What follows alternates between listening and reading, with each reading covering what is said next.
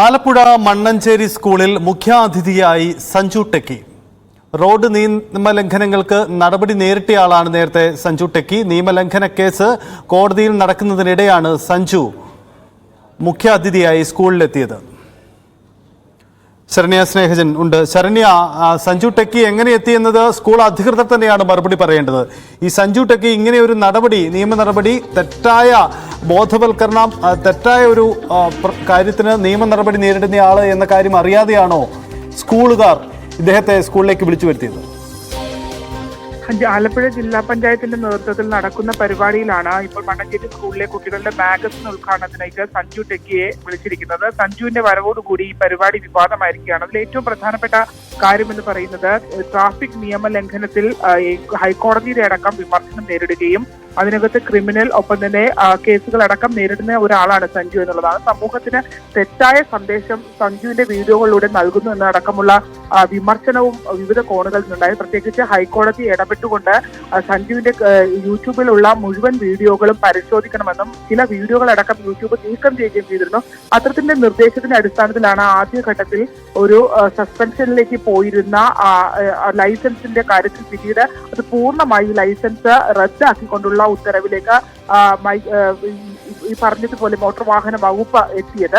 ആദ്യഘട്ടത്തിൽ തന്നെ മോട്ടോർ വാഹന വകുപ്പ് സഞ്ജുവിന്റെ വാഹനം ഓടിച്ചിരുന്ന ആളെ, അതായത് നമുക്കറിയാം ഈ വിവാദത്തിലേക്ക് കടന്ന സംഭവം എന്ന് പറയുന്നത് സഞ്ജുവിന്റെ കാറിനകത്ത് ഒരു ആവേശം സിനിമ മോഡലിൽ ഒരു സ്വിമ്മിംഗ് പൂൾ ഒരുക്കുകയും അതിനകത്ത് സുഹൃത്തുക്കളുമായി സഞ്ചരിക്കുകയുമായിരുന്നു. തുടർന്ന് ഈ കാറ് ഒരു സ്കൂൾ അടക്കമുള്ള ജംഗ്ഷൻ കടന്നു പോവുകയും അപകടകരമായ സാഹചര്യത്തിൽ ആ കാറിനകത്തുനിന്ന് ടർപോളിൻ ഷീറ്റിനകത്ത് കരുതിയിരുന്ന വെള്ളം പൊട്ടി പുറത്തേക്ക് പോവുകയും വാഹനത്തിന്റെ എയർ ബാഗ് അടക്കം പൊട്ടുകയും ചെയ്തിരുന്നു.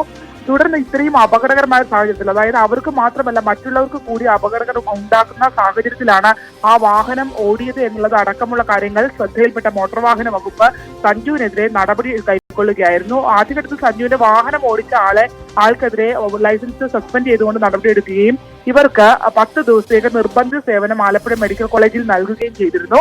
പക്ഷെ അതിനേക്കാളൊക്കെ ഒരു പടി കടന്നുകൊണ്ട് ഹൈക്കോടതി രൂക്ഷ വിമർശനമാണ് സഞ്ജുവിനെതിരെ ഉയർത്തിയത്.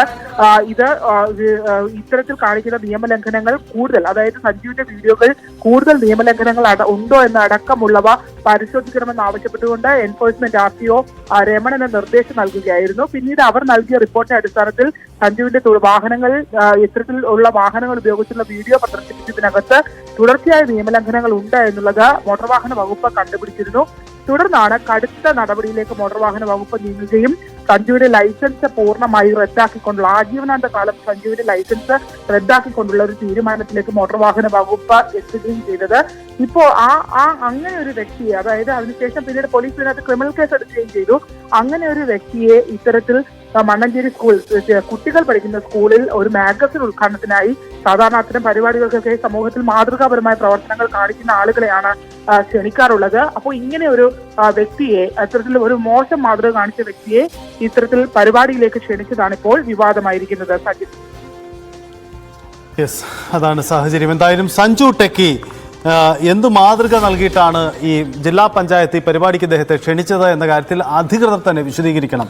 ഇങ്ങനെ നടപടി നേരിടുന്നവരെയാണോ ഇത്തരം ബോധവൽക്കരണ പരിപാടികൾക്ക് കുട്ടികളുടെ മുന്നിലേക്ക്, സ്കൂളിലേക്ക് വിളിക്കേണ്ടതെന്ന ചോദ്യം അധികൃതർക്ക് മുന്നിലുണ്ട്. എന്തായാലും വരുന്ന മണിക്കൂറിൽ ഇക്കാര്യത്തിൽ വ്യക്തത, വിശദീകരണം വരുമെന്ന് നമുക്ക് പ്രതീക്ഷിക്കാം.